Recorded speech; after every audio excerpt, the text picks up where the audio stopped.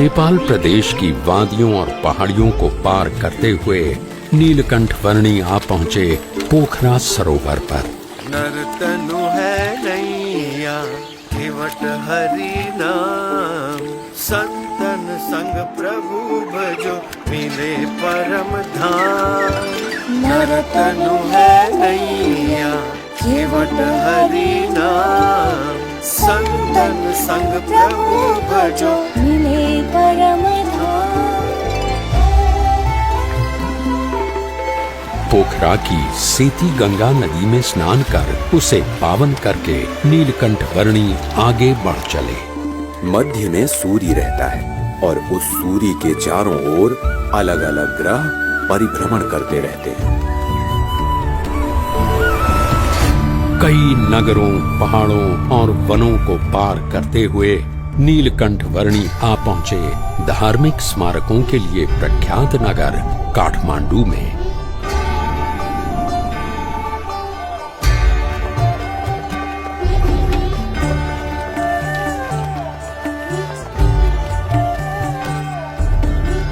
काठमांडू में नीलकंठ वर्णी ने पशुपतिनाथ मंदिर के दर्शन किए और वे बागमती नदी के घाट पर भी पधारे।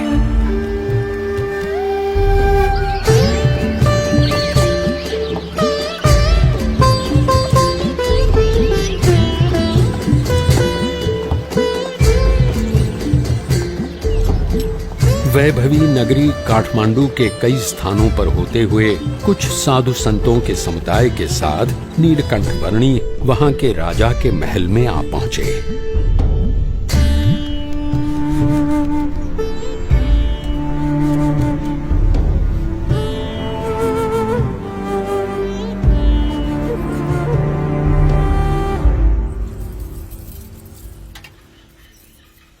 यहाँ उपस्थित सभी लोग ध्यान से सुनिए।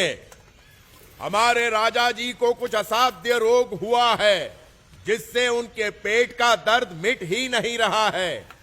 यदि किसी को भी इस रोग और उसके निवारण की जानकारी हो तो वो बताएं और हमारे राजा जी का इलाज करें और उचित इनाम भी पाएं। बटुक वर्णी जी, आपके पास भी इस रोग का कोई इलाज हो तो अवश्य बताना। मेरे पास तो जन्म मरण के रोग का इलाज है।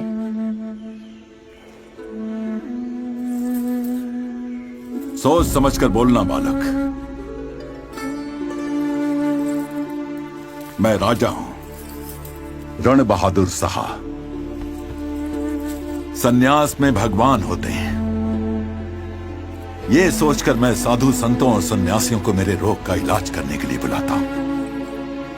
और मेरा इलाज करने की बात करके जो इलाज नहीं कर पाता, ऐसे हर एक हकीम, वैद्य, साधु, संत, सन्यासी सबको मैं जीवन भर के लिए बंदी बनाकर सजा देता हूं।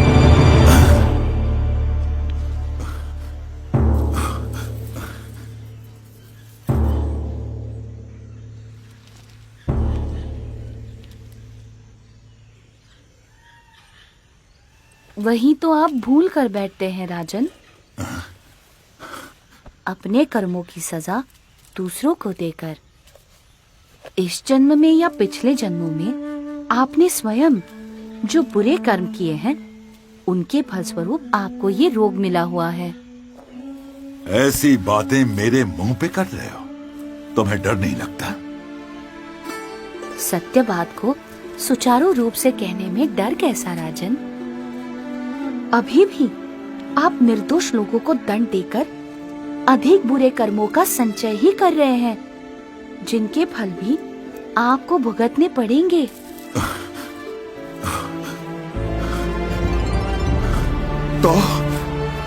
तो मैं क्या करूं?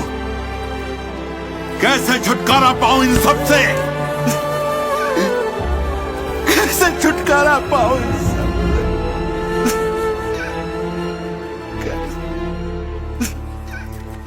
जो भी दुख आए उसे अपना प्रारब्ध और अपने कर्मों का फल समझकर और परमात्मा की इच्छा समझकर अपना लो। अपनी भूलों का पश्चाताप करके और परमात्मा को प्रार्थना करके प्रायश्चित करने से दुख का निवारण हो सकता है। परमात्मा को तो मैं नहीं जानता, पर मैं आपसे प्रार्थना करता हूं कि आप मुझे इन दुखों से उबार लें। आप जो कहेंगे वो मैं करूंगा।